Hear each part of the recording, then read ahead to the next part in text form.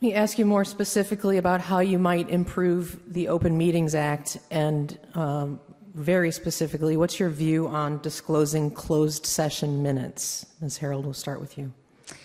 I think that those closed session minutes should only be disclosed if there are no conflicts, if there are no privilege issues. I think preserving privilege, especially attorney-client privilege, is very important.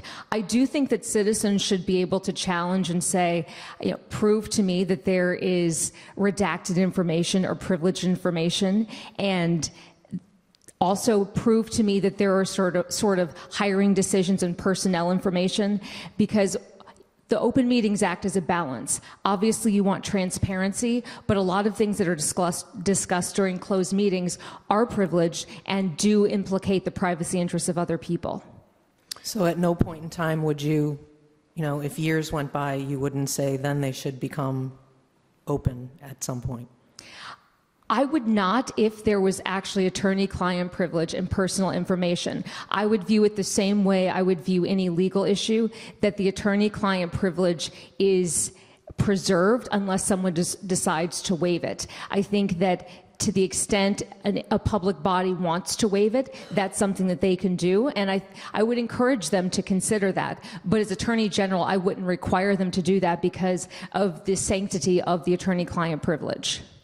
In fact, you're required to review your closed session minutes over time and open them up to the public.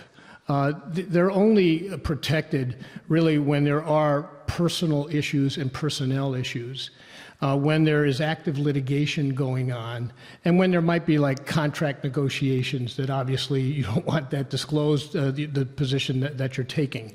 But when that active litigation is over, when the contract has been fulfilled or entered into, certainly the contract gets disclosed, so you can disclose the closed session minutes. Overall, when there's personnel information in those minutes, you probably don't disclose those. But there is a process. It's followed regularly, and I would support it completely. No changes to it? I don't see the need right now unless someone was abusing it. And if you're not following what the rules are, then of course the Attorney General or whomever should step in. But that would require a complaint to be made. You investigate. If they're not following the law, you enforce it. We're going to switch gears, go back to campaign contributions. There is a perception, true or not, among many people in the public that where the money comes from, the candidates are beholden to. So we're going to put you both on the spot here with a question from social media. Who or what are your 5 largest contributors?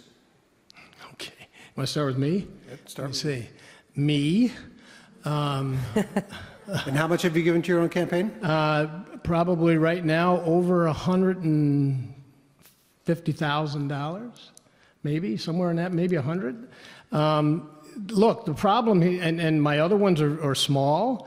Campaign contributions, I think some family, and we don't have a cap on our race right now, and so some family members have contributed some money in around $10,000, $15,000, $20,000.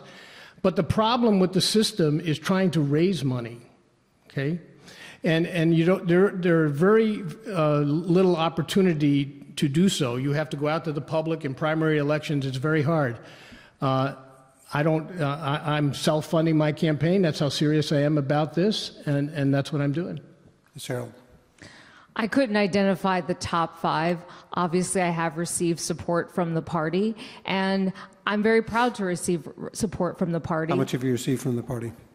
I couldn't say the exact amount. You can give us a ballpark, I'm sure.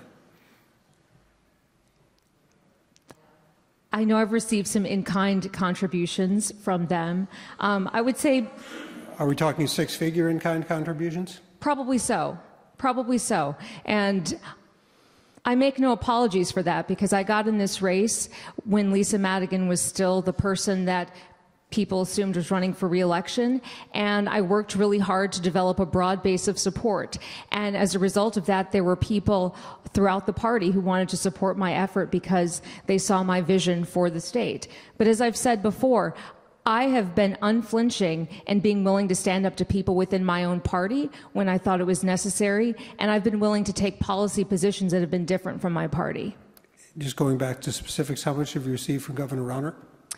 So yesterday, he gave me $305,000.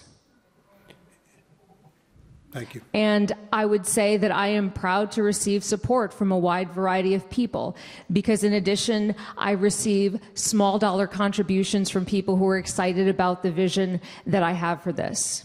I'm going to follow up, though, with that. Don't you think $305,000 from Governor Rauner, he would expect you, if you were elected, to go along with his issues and what he wants done?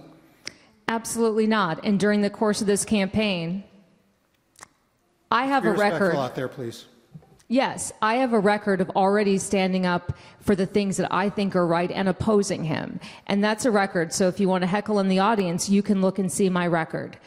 When he signed HB 40, I put a statement out that very day saying I was disappointed in him doing so and that I didn't agree with that. We have disagreements on legalization of marijuana. I am an independent person and I make independent choices. Let's get in one last question here that's related to that and give each of you an opportunity to make any final comments or rebut things that have been said this evening. The last question being, do you support, as a result of any of this discussion and this experience, public funding of campaigns and elections? Given my personal experience in this, and given the fact that the party, the governor, is self-funding my opponent largely, yes, there has to be some level of it. We're getting too many people with independent wealth that have to run for office, and not enough people who can do this grassroots-wise and run for office. So what that level would be, I don't know what it would be, but I think given the way the system works now and all the controversy about funding, I think some level of public funding has to be discussed and probably implemented. I don't think that public funding is the answer at this point in time. I think finding ways to give additional candidates ways of getting their message out is the best way of doing so. Making more use of forums like this, I think, is important because regardless of the contributions that people receive, it's important to see where they stand on issues, and that's how I think voters ultimately make up their minds. That is about all the time we have. Erica Harrell, Gary Grasso, thank you for your time here. Thank you for sharing your vision and about yourself and what you would bring to the office of Attorney General. Thank you. Thank you. Thank you. And again, don't forget to vote on March 20th or right now if you want to vote early. We'll take a short break and be back with the Democratic candidates at 7 p.m.